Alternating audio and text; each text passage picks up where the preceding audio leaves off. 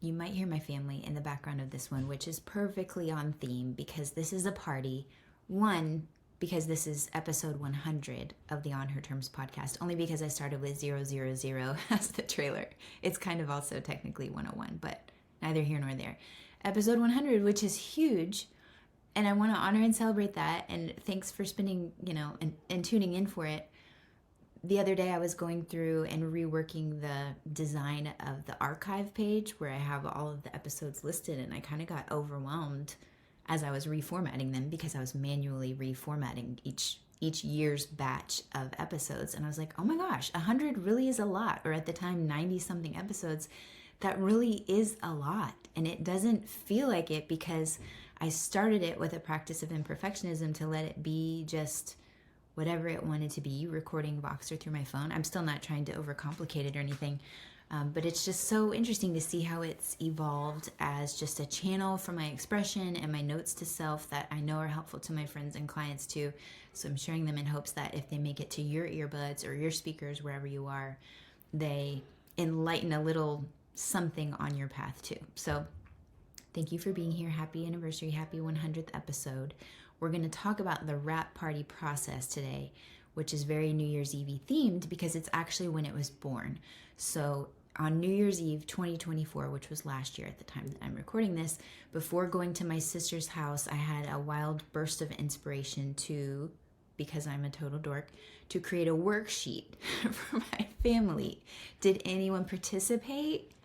Actually, 2 of my nieces did. They were very sweet to kind of play along with me, but I wanted to create a worksheet. First, I wanted to walk them through the whole values determination process that I do in the What Matters workshop, which I didn't end up doing.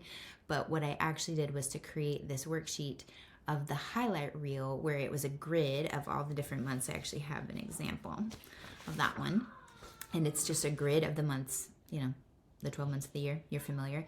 And the whole point is to go back through your camera roll and or your calendar and to actually take note of the year's most memorable and or meaningful moments. Because it's really easy to forget stuff as it's happening. There's so many things happening at any given moment or time or month that unless you have some kind of documentation in calendar or camera roll, it's easy to forget. And what's the point if we never actually anchor back into it to remember, whether it was like, oh my gosh, yeah, I totally forgot I did that. Or, oh my gosh, I totally remember doing that and I love it so much. And that's exactly what I want more of from life. Yes, please. Yes, please. It's just helping us kind of squeeze the juice and squeeze those joyful moments and get like everything out of them that we can, because the reminiscing is gives us a little bolt and jolt in itself, just looking back on those memories. And so it's good to see it because like in the What Matters workshop where I ask you to look at how did you actually spend your time and how have you been spending your time most recently, this is basically another way to do that. We're just narrowing it in on like what did you actually do in this year. So I'm sharing that one because it's the new year at the time that I'm recording this, but you may be listening to this, in March or October or something like that. I'm sharing it this year in Carousel of Progress format. It's a pattern and it's a practice that we revisit because that's what I've realized this year is actually most useful, which is visiting it sooner than the end of the year. This is something that you could actually do every month as a practice, the wrap party for the month. You could do it every week. And the point there is, and I know I have another episode on this somewhere because I was talking about filling the heart bubbles and how like at the end of the day, the board meeting, the head board meeting, at the end of the day when your head hits the pillow and you know your highest values, let's say self, fam, biz to some degree, that it's like you're filling a little heart bubble rather than a checkbox and something you're just trying to check off and get over with. It's like a little heart bubble. You're actually filling your heart literally and metaphorically to know that if you did a little something for you and a little something for your family and a little something for your work, then those are the days when you feel most whole and complete and in integrity with yourself. And the point is, and I'm going to repeat it because I need to keep repeating it to myself anyway, is like we don't want to wait till the end of our lives or to be less morbid, let's say our 100th birthday parties, to be giving ourselves this eval and this review and this retrospective to actually assess what's going on, what did I love, what did I learn, what made me feel most alive, etc., etc. we can shorten the feedback loop. It doesn't have to be on the deathbed. It doesn't have to be at the 100th birthday. It doesn't have to be on the next big milestone birthday. It doesn't have to be on New Year's Eve. It can be a regular process. And the shorter that we make that feedback loop, the more we can do with it while we're here. Like, make hay while the sun is shining. Like, I want to know, for example, with my kids, having conversations with them to say, you know, I don't know, it was probably a reel or a carousel somewhere, something, but it was just basically saying, kind of like a parental performance job review of like, so how's it going being my kid? You know, what are some of the things that make you feel most loved? What would you love for me to do more of? What would you love for me to do less of? Or what do you not understand? Because of course I'm not just gonna, oh, okay, you want me to do that, I'll do that. But there are some things, absolutely, if I know that these are the things that they're confused about, if I know that these are the things that they care about most, and this is when they feel loved and connected, of course I want to make sure that I'm emphasizing those things as opposed to the things that don't really matter to them either. Now that I'm saying that, there's probably a grid opportunity of a way to sort that stuff, but that's for another day. In the meantime, with the wrap party, the point is we want to welcome feedback from ourselves, from our calendars, from our camera rolls. These are the things that matter to me, and it's worth scheduling. See, it's all tying together. It's worth scheduling time to review. This was another thing that felt so like, I don't need to do a retrospective. I don't need to review. But it's like, honey, when else are you planning to do that? And if there was something you could have course corrected at the time, wouldn't you have wanted to do that? If there was a memory that was fresh, that brought you joy and made you feel warm, fuzzy, inspired, enthusiastic for life, whatever it is, wouldn't you rather revisit that like regularly as opposed to just whenever it happened to come up again 3 decades from now?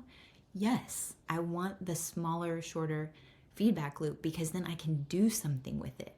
It's an instant feedback loop. That's honestly one reason why it's taken me this long to get to 100 episodes, because I'm more inspired in a real-time conversation with someone than I am to record this to you, knowing that at some point in time and space, you're going to hear it or see it if I'm actually videoing it. And then you may or may not respond. Like, that feedback loop isn't as inspiring to me as an actual conversation. So on that note, I always welcome you to respond. So please find the link wherever it is. If you're feeling called because I'm talking to you, then know that I am talking to you. But there's so much aliveness and spark and vitality in that feedback loop with other people. But we can also create that feedback loop within ourselves by doing something like the wrap party.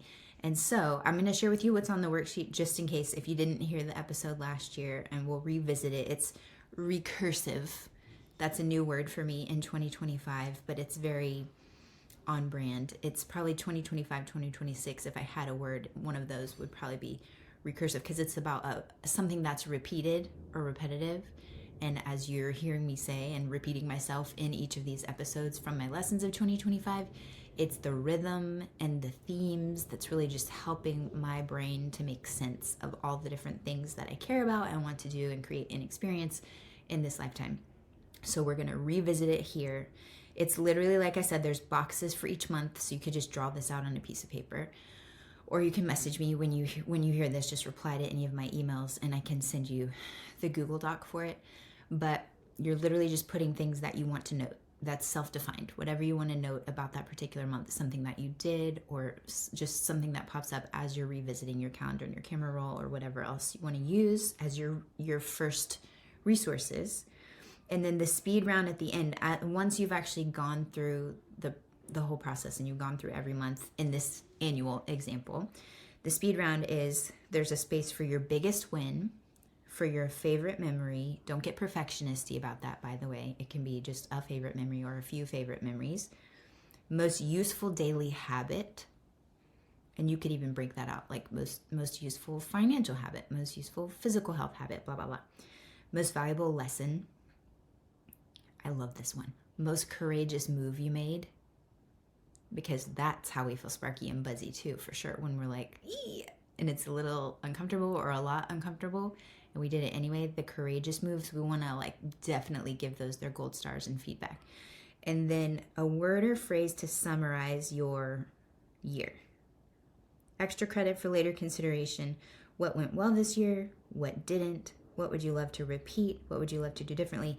That's just all broader questions. You obviously get to do whatever the F you want to do for your own review process. And it'll probably be a whole lot simpler if you're choosing to do this on a daily feedback loop or a weekly or a monthly or whatever. You can make this your own. You may already have another system in place that you know that you love. The whole point of the wrap party here, though, is just to remind us it's worth doing. Put it on your calendar to review your calendar and your life and what you've done. Don't wait till the end of days to look back, because now you actually have time, chance, energy, runway to do something about it, to double down on the stuff that is working and to redirect the stuff that's not. And also just to appreciate all of it for where it's brought you in this moment. So I think that's all I wanted to say about the wrap party. Yeah.